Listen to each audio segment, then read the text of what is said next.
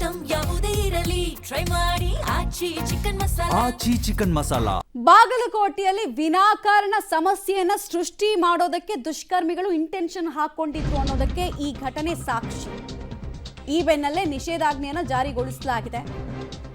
ಮಧ್ಯರಾತ್ರಿಯಿಂದ ಫೆಬ್ರವರಿ 24ರವರೆಗೂ ಅಂದರೆ ಇನ್ನು 4 ದಿನಗಳ ಕಾಲ ನಿಷೇಧಾಜ್ಞೆ ಇರುತ್ತೆ. ಬಾಗಲಕೋಟೆ, ನವನಗರ, ವಿದ್ಯಾಗಿರಿಯಲ್ಲಿ ಕರ್ಫ್ಯೂ ಇದೆ. ಸಾರ್ವಜನಿಕ ಸ್ಥಳದಲ್ಲಿ 4 ಜನಕ್ಕಿಂತ ಹೆಚ್ಚು ಸೇರುವಂತಿಲ್ಲ ಅನ್ನೋದು ಕರ್ಫ್ಯೂವಿನ ಭಾಗ. ಸಭೆ ಸಮಾರಂಭ, ಧರಣಿಯನ್ನು ನಡೆಸೋದಕ್ಕೆ ಅವಕಾಶ ನಾವು ಮಾಡಿಕೊಡಲ್ಲ. ಕಾನೂನು ಸುವ್ಯವಸ್ಥೆ ಮೇಂಟೈನ್ ಮಾಡೋದಕ್ಕೆ ಸಹಕರಿಸಿ ಅಂತ ಕೇಳಿಕೊಂಡಿದ್ದಾರೆ ಪೊಲೀಸರು. ಬಟ್ ನಮಗೆ ಈ ಕಲ್ಲಿನ ದುಕಾನ್ ಅಂದರೆ ಕಲ್ಲಿನ ಅಂಗಡಿ ಇಟ್ಕೊಂಡಿದ್ದಾರಲ್ಲ, ಅವರನ್ನ ಬುಡ ಸಮೇತ ಯಾವಾಗ ನೀವು ಎಕ್ಸ್ಪೋಸ್ ಮಾಡ್ತೀರಾ ಸಮಾಜಕ್ಕೆ ಅಂತ ನಾವು ಕಾಯೋದಕ್ಕೆ ಸ್ಟಾರ್ಟ್ ಮಾಡಿ 10 ಗಂಟೆ ಆಗಿದೆ. CCTV ವಿಜುವಲ್ಸ್ ಇದೆ. ಆಮೇಲೆ ಎಲ್ಲಕ್ಕಿಂತ ಹೆಚ್ಚಾಗಿ ಪೊಲೀಸರು ಮೇಲ್ಗಡೆ ಇದ್ರು, ಅವ್ರು ನೋಡಿರ್ತಾರೆ. ಇನ್ನೇನು ಪರಿಶೀಲನೆ ಮಾಡ್ಬೇಕಿದ್ರಲ್ಲಿ ಅನ್ನೋದು ನಮ್ಮ ಪ್ರಶ್ನೆ. ಡೀಟೇಲ್ಸ್ ಕೊಡ್ತಾರೆ. ನೇರ ಸಂಪರ್ಕದಲ್ಲಿ ಜಾಯಿನ್ ಆಗ್ತಾ ಇದ್ದಾರೆ ರವಿ.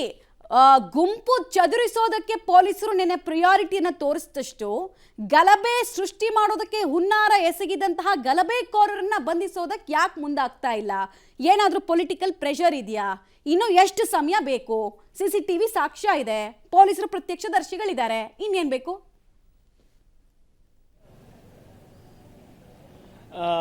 ಮಮತಾ, ಈಗಾಗಲೇ ಏನು ನಿನ್ನೆ ಶಾಂತ ರೀತಿಯಲ್ಲಿದ್ದಂಥ ಬಾಗಲಕೋಟೆ ನಿನ್ನೆ ತಡರಾತ್ರಿ ಉದ್ವಿಗ್ನಗೊಂಡಿದೆ. ಬೆಂಕಿ ಹೊತ್ತಿ ಉರಿತಾ ಇದೆ ಅಂತ ಹೇಳ್ಬೋದು.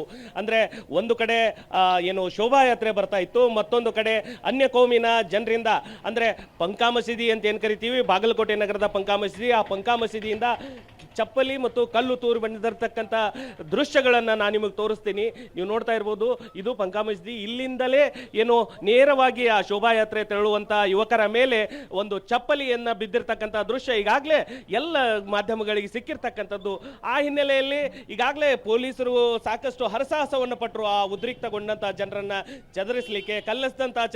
ಕಲ್ಲು ಎಸಿಬಾರ್ದು ಅನ್ನುವಂಥದ್ದನ್ನು ಮಾಡಲಿಕ್ಕೆ ಪೊಲೀಸರು ಸಾಕಷ್ಟು ಹರಸಾಹಸವನ್ನು ಪಡ್ತಾರೆ. ಆದರೆ ಯಾವುದೇ ರೀತಿಗೆ ಜಗ್ಗದೆ ಆ ಶೋಭಾಯಾತ್ರೆಗೆ ಕಲ್ಲನ್ನು ಎಸೆದು, ಚಪ್ಪಲಿಯನ್ನು ಎಸೆದು ಈ ರೀತಿಯಾದಂಥ ಒಂದು ದುರ್ಘಟನೆಗೆ, ದುಷ್ಕೃತ್ಯಕ್ಕೆ ಇಲ್ಲಿ ಕಾರಣರಾದರು. ಅದಾದ ನಂತರ ಏನು ಬಾಗಲಕೋಟೆ SP ಅವರಿಗೆ ಕಲ್ಲು ತೂರಾಟದಲ್ಲಿ ಒಂದು ಭುಜಕ್ಕೆ ಕಲ್ಲು ಬಿದ್ದಿರ್ತಕ್ಕಂಥದ್ದು, ಅಂದರೆ ಅವರ ವರದಿಯ ಮೇಲೆ ರಕ್ತದ ಕಲೆಗಳು ಸಿಕ್ಕಿರ್ತಕ್ಕಂಥದ್ದು. ಅಷ್ಟೇ ಅಲ್ಲದೆ ಇಬ್ಬರು ಪೊಲೀಸ್ ಪೇದೆಗಳ ಮೇಲೆ, ಓರ್ವ ಪ್ರಕಾಶ್ ಅರಕೇರಿ ಅನ್ನುವಂಥ ವ್ಯಕ್ತಿಯ ಮೇಲೆ, ಹಿಂದೂ ಕಾರ್ಯಕರ್ತನ ಮೇಲೆ ಕೂಡ ತಲೆಗೆ ಗಾಯವಾಗಿರ್ತಕ್ಕಂಥ ದೃಶ್ಯ ಸಹಜವಾಗಿ ಕಂಡಿರ್ತಕ್ಕಂಥದ್ದು. ಈ ಗಲಾಟೆಯ ಬೆನ್ನಲ್ಲೇ ಈಗಾಗಲೇ ನಿನ್ನೆ ತಡರಾತ್ರಿ SP ಅವರು ಹೇಳಿರ್ತಕ್ಕಂಥದ್ದು, ಯಾರೇ ಕಲ್ಲೆಸೆದಿದ್ರು ಆ ದೃಶ್ಯಗಳಲ್ಲಿ ಏನು ಸಿಗ್ತಾರೆ ಅವರನ್ನ ಇಮಿಡಿಯೇಟ್ ಆಗಿ ಬಂಧನ ಮಾಡುವಂಥ ಕೆಲಸವನ್ನ ಮಾಡ್ತೇವೆ ಅಂತ ಹೇಳಿದ್ರು. ಆದರೆ 10 ಗಂಟೆಗಳಾದರೂ ಸಹಿತ ಯಾವ ಒಬ್ಬ ವ್ಯಕ್ತಿಯನ್ನ ವಶಕ್ಕೆ ಪಡೆದಿಲ್ಲ ಅನ್ನೋ ಒಂದು ಮೇಲ್ನೋಟಕ್ಕೆ ಗೊತ್ತಾಗ್ತಾ ಇದೆ. ಅಂದರೆ ಪೊಲೀಸರ ಅಸಹಾಯಕತೆಯೋ ಅಥವಾ ಇಲಾಖೆಯ ಏನು ಅಧಿಕಾರಿಗಳ ಹಿಂದೇಟೋ ಏನೋ ಗೊತ್ತಿಲ್ಲ.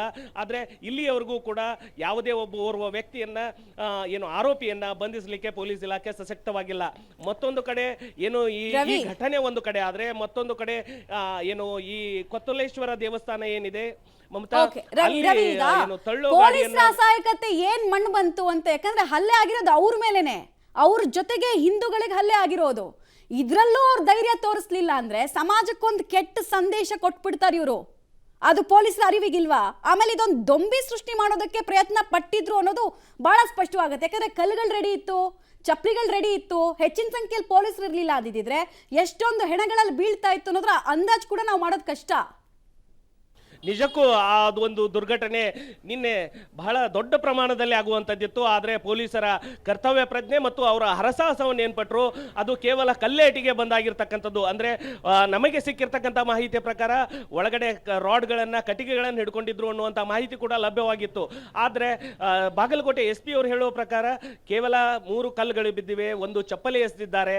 ಆ ಎಲ್ಲ ಎಸೆದವರನ್ನ ಯಾರೇ ತಪ್ಪು ಮಾಡಿದ್ರು ಅವರನ್ನ ಬಂಧನ ಮಾಡ್ತೀವಿ ಅನ್ನುವಂಥದ್ದನ್ನು ಹೇಳಿದ್ರು. ಆ ಫೋರ್ಸ್ ಇವತ್ತು ಕಾಣ್ತಾ ಇಲ್ಲ ಪೊಲೀಸ್ ಇಲಾಖೆಯ ಅಧಿಕಾರಿಗಳಲ್ಲಿ. ಯಾಕಂತಂದ್ರೆ ಅಲ್ಲಿ ಇಲಾಖೆಯ ಅಧಿಕಾರಿಗಳ ಯಾಕೆ ಹಿಂದೇಟ್ ಹಾಕ್ತಾ ಇದ್ದಾರೆ ಅನ್ನುವಂಥದ್ದು ಹಿಂದೂ ಕಾರ್ಯಕರ್ತರ ಆಕ್ರೋಶಕ್ಕೆ ಕಾರಣವಾಗಿರ್ತಕ್ಕಂಥದ್ದು. ಅಂದ್ರೆ ಘಟನೆ ನಡೆದು 10 ಗಂಟೆಗಳಾದರೂ ಸಹಿತ ಯಾವುದೇ ವ್ಯಕ್ತಿಯನ್ನ ಪೊಲೀಸರು ವಶಕ್ಕೆ ತಗೊಂಡಿಲ್ಲ, ಬಂಧನ ಮಾಡಿಲ್ಲ. ಯಾಕೆ ಅನ್ನುವಂಥದ್ದನ್ನು ಹೀಗಾಗಿ 11 ಗಂಟೆಗೆ, ಸುಮಾರು 10ರಿಂದ 11 ಗಂಟೆಗೆ ಹಿಂದೂ ಕಾರ್ಯಕರ್ತರು ಸಭೆಯನ್ನು ಸೇರಿ ಮುಂದಿನ ತೀರ್ಮಾನದ ಬಗ್ಗೆ, ಅಂದ್ರೆ ಮುಂದಿನ ಯಾವ ರೀತಿ ಹೋರಾಟವನ್ನು ಮಾಡಬೇಕು ಅನ್ನುವಂಥದ್ರ ಬಗ್ಗೆ ತೀರ್ಮಾನವನ್ನು ಮಾಡಲಿದ್ದಾರೆ ಮಮತಾ.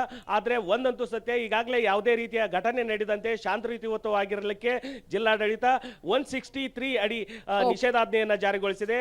24 ಮಧ್ಯರಾತ್ರಿಯವರೆಗೆ ಈ ನಿಷೇಧಾಜ್ಞೆ ಜಾರಿ ಇರುತ್ತೆ. ಮಮತಾ, ಧನ್ಯವಾದ ರವಿ ತಮ್ಮೆಲ್ಲ ಮಾಹಿತಿಗಾಗಿ. ಕಲ್ಲೆಸೆದವರ ಗಂಟಲಿಗೆ ಕಲ್ಲು ಸಿಕ್ಕಾಕೊಳ್ಬೇಕು, ಆ ರೀತಿ ಕ್ರಮ ಕೈಗೊಳ್ಳಬೇಕಾಗಿತ್ತು ಪೊಲೀಸರು. ಬಟ್ ದುರ್ದೈವವಶಾತ್ ಇಲ್ಲಿ ತನಕ ಒಬ್ಬರ ಅರೆಸ್ಟ್ ಕೂಡ ಆಗಿಲ್ಲ. ಇದು ವ್ಯವಸ್ಥೆ ಬಗ್ಗೆ ಅಸಹ್ಯ ಮೂಡಿಸ್ತಾ ಇದೆ ಸಾರ್ವಜನಿಕರಿಗೆ.